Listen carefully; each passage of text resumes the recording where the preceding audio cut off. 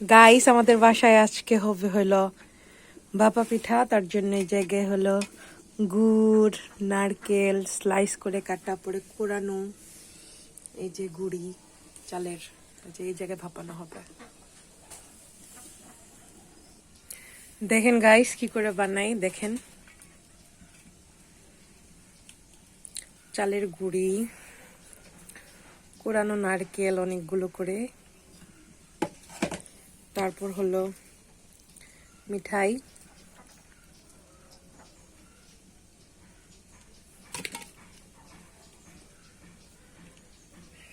Slice করে রাখা নারকেল, তারপর আবার হলো চালের ফাঁকি।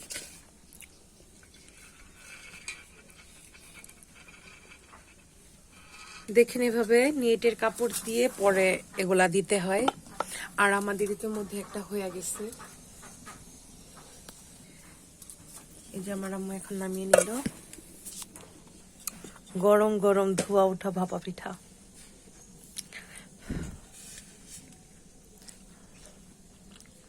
মজা গাইস।